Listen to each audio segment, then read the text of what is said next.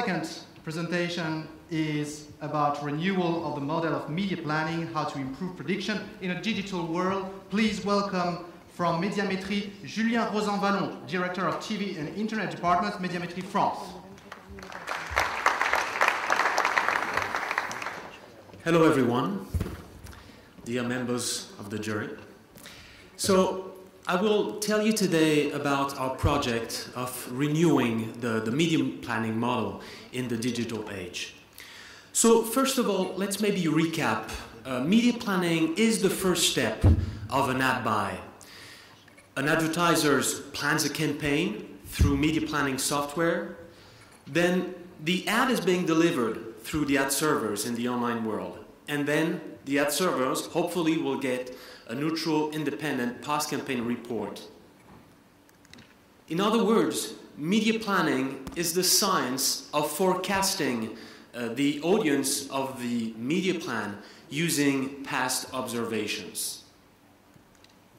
If you take TV and radio, I would say linear media, the media planning science is a complex science, but it's pretty straightforward and it's working very well. So when we forecast sun, the sun is there. The problem in the digital age, as you all know, is that the ad servers are using proprietary algorithms and functions to optimize the campaign. And all these proprietary mechanisms that target the campaign and the ads makes it very difficult for the media planning software to accurately forecast what's going to happen. Two persons at the same time with the same phone and the same app will get two different advertising.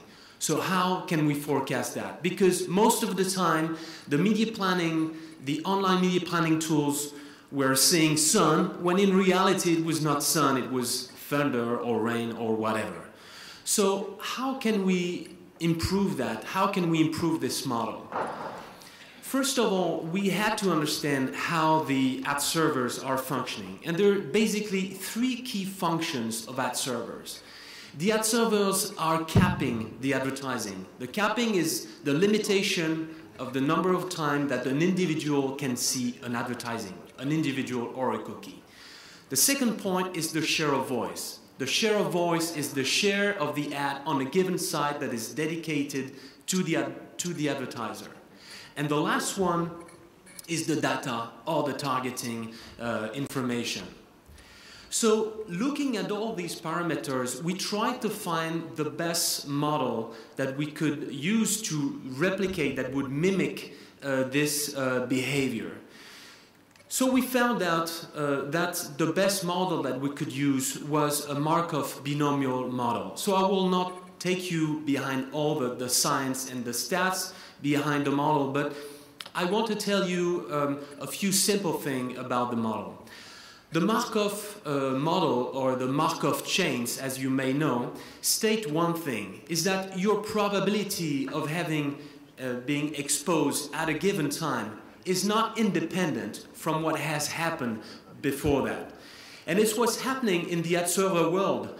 Your exposure to a given ad at a given moment is totally linked to what your cookie or what the ad server has as an information on you. So the past has an effect on the future. And basically this is what our model states. And also we improve the model by differentiating the different entities depending on the type of websites, the type of categories that we are on. This causality between the impression is different. So we introduce that in a parameter in the model. Eventually, the results were that we managed to improve significantly the forecast. In red, you have the difference between the forecast and the reality with our previous model. And in yellow, you have our new model, the results with the Markov binomial model. And you can see that we are now very close to the blue line being our target, the reality.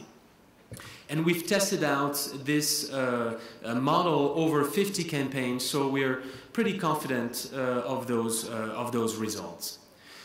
So, is that it? Not exactly. There's one more thing that we wanted to do. What we believed is that media planning in a traditional environment is done in silos on media planning software that are totally isolated from the ad trade itself, from the ad servers.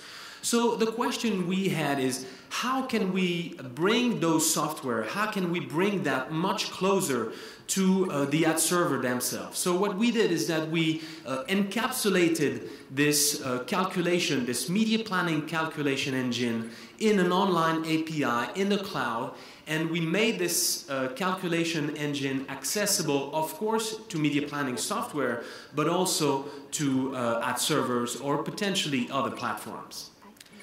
Last but not least, what I want to tell you is that why is that important? Why is media planning important? Because media planning is a currency. Media planning is done by an independent third party.